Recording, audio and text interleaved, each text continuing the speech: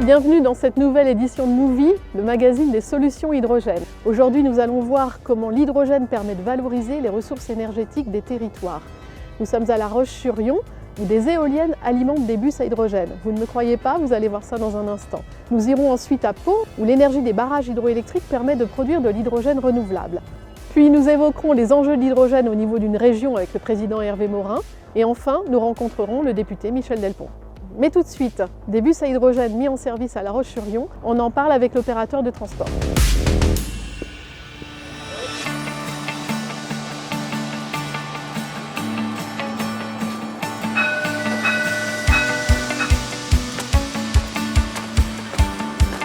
Bonjour Alexandre. Bonjour Stéphanie. Alors RATP Dev est un opérateur de transport. Et vous nous donnez quelques éléments techniques sur le bus qu'on voit derrière nous. Alors ce bus qu'on voit derrière nous, il embarque 35 kg d'hydrogène compressé à 350 bars, ce qui nous permet de faire plus de 600 km sur l'ensemble des lignes, à la fois urbaines et périurbaines. Mais votre rôle n'est pas que de fournir le bus. Nous accompagnons les collectivités de toute taille, depuis la définition du cahier des charges pour acheter des bus, jusqu'à l'exploitation et la maintenance de ces bus pendant toute leur durée de vie. Alors c'est quoi les caractéristiques du cahier des charges? La première chose, c'est la sécurité. Il faut que nos véhicules soient sûrs sur toute leur durée de vie. C'est à peu près 16 ans et plus de 600 000 km. Ils vont faire voyager plus de 2 millions de voyageurs. Et l'hydrogène répond à toutes les attentes? Et même plus, puisqu'en fait c'est un véhicule qui a toute l'autonomie nécessaire pour répondre à nos contraintes d'exploitation. Et en plus c'est un véhicule qui n'émet aucune pollution, il ne rejette que de l'eau. Et il est très silencieux, donc c'est à la fois agréable pour les passagers et pour le conducteur toute la journée. Eh bien, je vais tout de suite tester ce bus à hydrogène en parlant avec l'élu de l'agglomération.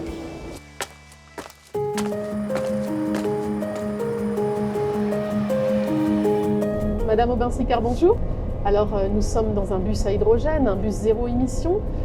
Quels sont les enjeux en termes de développement durable pour une collectivité comme La Roche-sur-Yon? Des enjeux multiples et puis des enjeux d'amélioration de la qualité de l'air et de lutte contre le réchauffement climatique. Et la politique de mobilité durable est essentielle face à ces enjeux. Et comment s'est imposé le choix de l'hydrogène? Très progressivement, avec la volonté au départ, au cours du mandat précédent, de développer le mix énergétique sur le territoire. Nous avons commencé à travailler le sujet de la mobilité électrique et au GNV, et puis en troisième lieu, le sujet de l'hydrogène vert est arrivé avec la construction d'une usine de production en Vendée sur la côte et puis en parallèle la construction d'une station sur le territoire et l'arrivée de ce premier bus. Ce premier bus sera suivi d'autres bus, de bennes à ordures ménagères. Voilà, c'est un sujet qui va se développer dans les années à venir. Je vous remercie, nous allons tout de suite en parler avec les acteurs du projet.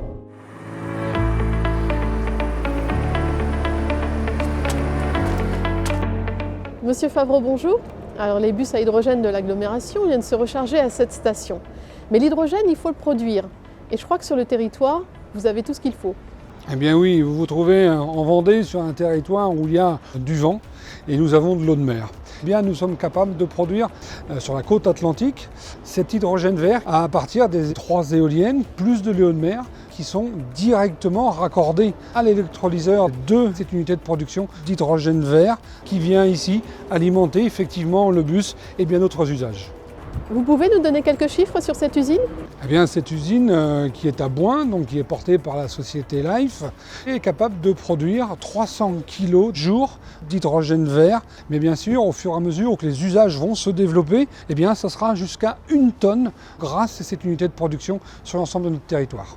Et ce modèle, il peut inspirer d'autres territoires? Mais bien sûr, car il est transposable, mais ça pourrait être sur toutes les côtes françaises, en Europe et aussi dans le monde, et qui nous permet de relier la production locale à la consommation locale de l'hydrogène. Merci beaucoup.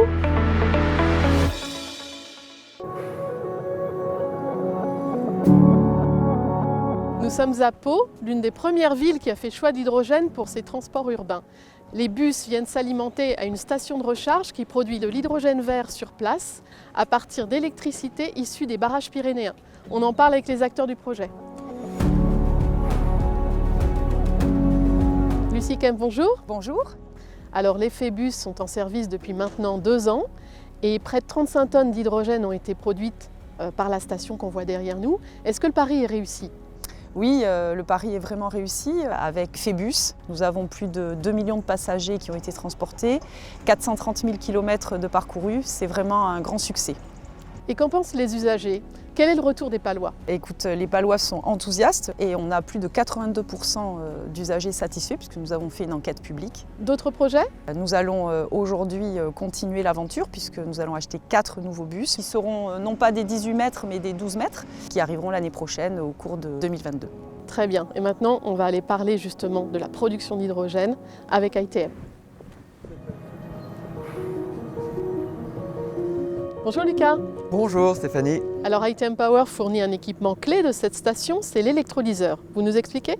Alors en fait, cet électrolyseur que vous voyez derrière moi permet, en utilisant de l'électricité et de l'eau, de séparer les molécules d'eau, H2O, en hydrogène et en oxygène. Et lorsqu'on utilise de l'électricité renouvelable, comme APO issu des barrages hydroélectriques, on obtient un hydrogène vert sans CO2. Et quelles sont ses caractéristiques ? Alors cet électrolyseur permet de produire un hydrogène d'une très grande pureté, jusqu'à 260 kg produits tous les jours pour alimenter les bus de Pau. Et on a l'avantage d'avoir une technologie qui permet de suivre des profils très variables et intermittents que sont les énergies renouvelables. Les électrolyseurs que vous fabriquez sont destinés au marché de la mobilité uniquement ou il y a d'autres applications ? L'ensemble des marchés, la mobilité bien sûr, avec des petits systèmes de 1 à 2 MW conteneurisés, prêts à être utilisés, comme celui-ci. Et pour les grosses applications, on va aller sur des projets de 10, 20 et aujourd'hui 100 MW en utilisant des modules que l'on va mettre en série jusqu'à atteindre la capacité requise pour produire de l'hydrogène vert en masse. Eh bien ces capacités de 100 MW, on va aller en parler tout de suite avec Christophe. Bonjour Christophe. Bonjour Stéphanie. Alors Lucas nous a parlé de capacité d'électrolyse de 100 MW. Vous en êtes où sur ces projets ? On vient d'annoncer la livraison en 2024 d'un électrolyseur de 100 MW pour la raffinerie de Shell-Wessling en Allemagne. Et comment vous gérez cette montée en puissance des projets ? Il faut s'appuyer sur des briques technologiques pour passer à l'échelle 100 MW et plus. C'est notre module de 5 MW. C'est aussi une unité de production, une gigafactory basée à Sheffield, et de produire à la chaîne de manière industrielle des électrolyseurs plus vite, plus gros et à moindre coût. Alors on est parti en Allemagne, en Angleterre, mais si on revenait en France ? On est sur des projets de mobilité industrielle. Sur la base de notre expérience en Angleterre et en Allemagne et dans le reste de l'Europe, puisqu'on exploite déjà une quinzaine d'unités de production-distribution dans ces pays. Et on a bien l'intention de répondre au marché français qui est assez dynamique sur ce sujet-là, en étoffant nos équipes ici. Eh bien on va suivre ça. Merci, à bientôt.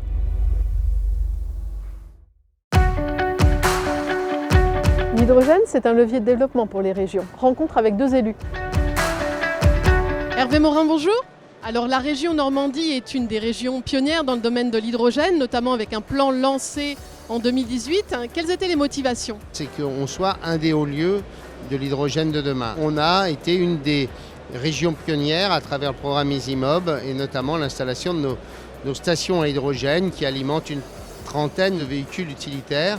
Et puis bientôt, la première initiative mondiale, qui est celle du premier car à hydrogène rétrofité. L'avantage du rétrofit étant que les autocars en question sont beaucoup moins chers. La mobilité, c'est donc une priorité ? Non, on est sur tous les champs. On a fait pas mal de réunions pour essayer de mobiliser tous les acteurs. On aura la chance d'avoir la première usine à hydrogène vert sur l'axe Seine avec le groupement H2V et Air Liquide. On a la chance d'avoir à travers l'industrie pétrolière des projets d'hydrogène gris par le captage de CO2. On a des projets importants qui peuvent être développés sur le trafic fluvial grâce à l'axe Seine et notamment sur les mobilités lourdes et demain sur les mobilités plus légères, ce sont les mobilités routières. Merci beaucoup. Merci. Michel Delpont, bonjour. Au sein du groupe d'études sur l'hydrogène à l'Assemblée, Y a-t-il des thématiques à creuser? De beaux enjeux. C'est la première fois qu'un vecteur énergétique de rupture vient intéresser les territoires. Et ça, c'est nouveau. Vous voyez le train à hydrogène qui est maintenant validé en France. Il va y avoir déjà 5 régions qui vont s'équiper. Derrière, ça crée des emplois et des nouvelles industries. Ça touche près de 100 métiers aujourd'hui, donc quasiment 200 000 emplois qui vont être créés à terme. Et d'ailleurs, je passe un message aussi, d'arrêter de subventionner les énergies fossiles. Et cet argent pourrait servir justement à développer notre filière.